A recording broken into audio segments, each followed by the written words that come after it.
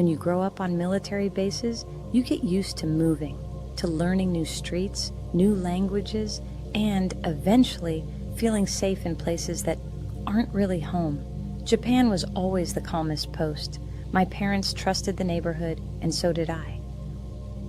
That afternoon, I was 13 and restless. My parents were both on base for the day. I remember the quiet, no TV, no voices, just the hum of the fridge and the distant sound of cicadas through the open window. I told myself I'd just run to the corner store, barely a block away. I didn't bother with shoes, just slipped on my old slides and grabbed a few coins from the kitchen drawer. The sun was still up. It felt safe. The hallway echoed as I shut the door behind me. Outside, the air was warm, the street nearly empty. I passed the neighbor's garden, just the scent of wet earth and the faint buzz of a scooter somewhere far off. The store was just around the corner, one of those tiny convenience shops with faded signs and a little bell that jingled when you opened the door. I barely glanced at the clerk behind the counter. I just wanted snacks and maybe a soda. I was halfway down the snack aisle when I noticed someone at the far end. He was standing so still, like he'd been there the whole time. I caught him glancing at me, just a flick of his eyes, but it was enough. He looked wrong. His clothes were black and baggy, like he'd slept in them for days. His skin was almost gray, and his hair hung in greasy strings. I could see the shadows under his eyes from halfway down the aisle. I tried to act normal, just move to the next aisle. I could feel him watching me, but I told myself it was nothing. Maybe he was just waiting for someone. Maybe he was just tired. But every time I switched aisles, I'd hear a shuffle, then see him again, just a few feet away, pretending to look at the shelves. He wasn't subtle. It was like a weird game of tag, except I didn't know the rules. My heart was thumping. I grabbed a bag of chips and hurried to the register. The clerk barely looked up. I paid in coins, hands shaking, and kept glancing over my shoulder. The man was still there, lurking by the drinks.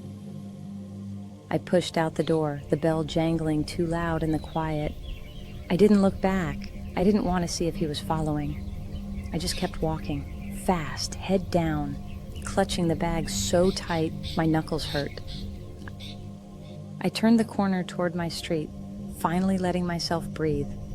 The sky was turning purple, the cicadas louder now.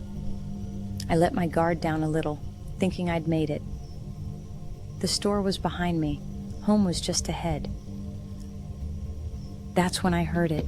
Footsteps, fast, uneven, coming up behind me. Not just the sound, but the feeling, like the air got sharper. I didn't want to look, but I had to. I spun around, and there he was, the same guy, eyes wide, almost bulging, staring straight at me. He didn't blink. His face was blank, but his stare felt like a warning. I froze. For a second, neither of us moved. My body just took over. I turned and walked as fast as I could, almost running, but not quite. I could hear his steps matching mine, quick and jerky, like he was trying to keep pace without actually running. My house was right there, just a few more steps. I fumbled with the keys, hands slick with sweat. The world felt too quiet, except for those footsteps and my own ragged breathing. I slammed the door shut, locked it, and pressed my back against the wood. Through the frosted glass, I saw a shadow sweep past, his shape moving quickly, but his face still turned toward me, eyes wide even as he walked by. I didn't move for a long time. My heart was pounding so hard, I could hear it in my ears. I waited, listening, but the only sound was the fridge humming and the faint buzz of the street outside. For weeks after, I'd check the window every night.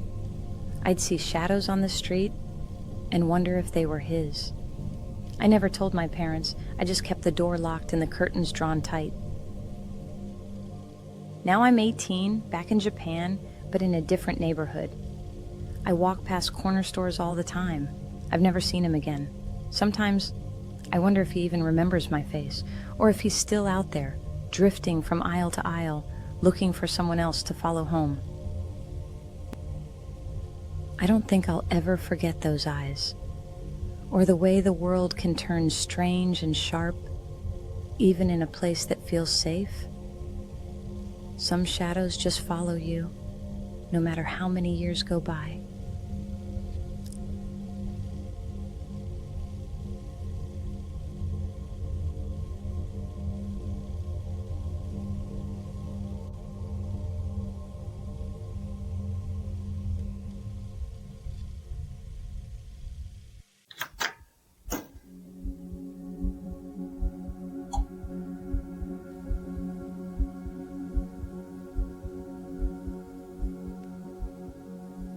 In my hometown, doors don't stay locked and car keys dangle in ignitions. Everyone knows everyone, or at least knows whose cousin you are. The kind of place where you wave at every passing truck, even if you're not sure who's inside. I was home from college for the weekend, staying with my mom. She wanted ice cream and some cold drinks, so I grabbed my keys and headed to the Old Tops on Main. It's the only grocery store for miles. Fluorescent lights, faded linoleum, the scent of overripe fruit and coffee grounds. The cashier was someone I'd gone to high school with. A quick nod, a smile, a "Hey, how's your mom?" The usual. I paid, bagged up the ice cream and sodas, and headed for the sliding doors. Just as I stepped outside, I noticed an older man a few paces behind me. He looked rough. Work boots caked with mud, faded overalls, a ball cap pulled low. There was a grime under his nails, and his shirt was streaked with oil, like he'd been wrestling with a tractor all day. I gave him a polite smile and a small wave. Habit, really. Folks around here don't ignore each other, even strangers. He didn't say anything back, just kept pace behind me, eyes on the ground. The parking lot was nearly empty. I took my time, balancing the bag in one hand and my keys in the other. The sky was that deep blue just before full dark, and the air felt heavy, like it might rain. That's when the man sped up, almost brushing my shoulder as he passed. His boots scraped the pavement, and he made this sharp clicking sound with his tongue, something I hadn't noticed inside the store. I tried to brush it off. Maybe he was in a hurry. Maybe he had somewhere to be. I unlocked my car, slid into the driver's seat, and let the engine rumble to life. I backed out slow, headlights sweeping over the empty lot. That white Ford F-150 was parked a few spots over, engine idling. I didn't think much of it. Trucks like that are everywhere out here. But as I pulled onto the road, the Ford rolled out right behind me. I watched its headlights in my rear view, closer than they needed to be. The road was empty, just me, the truck, and the dark. I kept telling myself it was nothing. Maybe he lived out this way, maybe he just happened to leave when I did. But every time I slowed for a turn, his headlights stayed glued to my bumper. Our road curves like a capital D, one straight shot, one big bend. I usually take the straight, but tonight, I stayed on the curve, watching to see if he'd keep following. He did. Every turn I took, he matched. That's when my stomach dropped. This wasn't just a neighbor heading home. He was following me. On purpose. I gripped the wheel, knuckles white, and tried to keep my breathing steady. When my house came up on the right, I didn't slow down. No way I was leading him to my door. I kept driving, heart hammering, ice cream melting in the bag on the seat beside me. A few blocks up, I saw flashing lights. 2 cops had someone pulled over on the main road. I pulled in behind them, close enough that my headlights caught their cruiser's bumper. The Ford slowed, then kept going. I watched it crawl past in my rear view, taillights fading into the dark. I waited, hands shaking, until I couldn't see it anymore. You all right? Need something? I rolled down my window and tried to explain, voice shaking.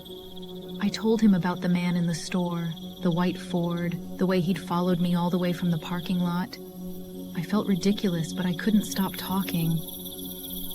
We'll keep an eye out for that truck. If you see it again, call us right away. I sat in the car for a minute, just breathing. The ice cream was probably a puddle by now. My heart finally started to slow, but my hands wouldn't stop trembling. When I finally pulled away, the roads felt different. Every mailbox, every shadow seemed to lean in, watching. I drove the long way home, checking every mirror, every bend. Home never looked so small. I parked under the porch light, grabbed the ruined groceries, and hurried inside. I locked the door behind me, something I'd never bothered to do before. I watched the street from behind the curtains for a long time, waiting for those headlights to reappear. They never did. But I still keep the doors locked now, even in the daylight, just in case.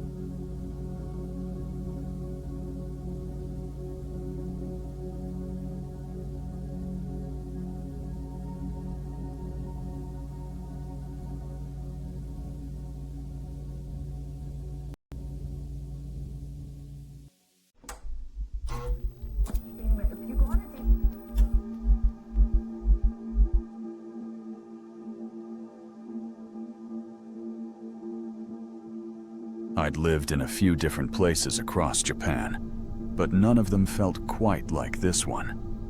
The apartment was small, just a single room really. From my bed, I could see the front door, the tiny kitchen, everything. It should have felt safe, but it didn't. Every night before bed, I'd double-check the lock and bolt. It became a habit. I'd even say it out loud sometimes, just to be sure.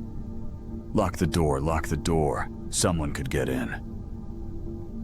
One night, I'd gone through the routine, crawled under my blanket, and drifted off. The room was so quiet, I could hear the fridge humming in the corner. At around 2 in the morning, I woke up, absolutely wide awake, like something had yanked me out of a dream. My heart was pounding, but I didn't know why. I turned over, eyes adjusting to the dark. The door was closing, slowly, quietly, and there was a silhouette, just for a second, before it slipped out of sight. I couldn't move. I just stared at the door, waiting for something else to happen. Nothing did. The apartment was silent again. In the morning, I tried to convince myself it was a dream. Maybe I'd imagined the whole thing. I checked the door. No scratches, no marks, nothing out of place. Maybe it was just a weird dream, or some drunk neighbor who'd tried the wrong door. But it was strange that it happened on the one night I forgot to lock up. For a few days, I felt uneasy in my own room. I'd catch myself glancing at the door, listening for the tiniest sound. But nothing happened. Not at first. Then, late at night, I started hearing footsteps in the hallway. Slow, measured. They'd stop right outside my door and just wait. Sometimes, after a moment, they'd leave. Other times, I'd hear the sound of keys scraping in the lock, like someone was trying to open it. My breath would catch every time. Once or twice, there was banging. Just a few hard knocks, always in the middle of the night. I'd freeze, staring at the ceiling, waiting for the next sound. The building was tiny, just a handful of apartments, stacked close. but I never saw or heard the neighbors, not once. It was like I was the only one there. One night, I got hungry around midnight. I decided to run out to the convenience store, just a quick trip for snacks. I grabbed my keys and headed for the door. As I swung the door open, there was someone standing right there, just inches away. A woman, frozen, staring up at me. We both just stopped. She didn't say a word, just stared, wide-eyed, for a second or two. Then she turned and bolted down the stairs, footsteps echoing until they faded away. I stood there, halfway in the doorway, trying to make sense of it. She wasn't the person I'd seen that first night. She didn't look like anyone I'd seen before. After that night, the noises stopped. No more footsteps, no more keys rattling, no more banging. Just quiet, like the building had finally exhaled. A few weeks later, I packed up and moved out. I set an alarm on my phone every night now, just to check the locks. I don't forget anymore. I still don't know what was really going on in that place. If someone wanted to rob me, they had all day while I was at work. But it felt like something else, like I was being watched or tested for reasons I'll never understand. Sometimes, late at night, I still listen for footsteps in the hallway. I haven't heard them since, but I keep my phone alarm set, just in case.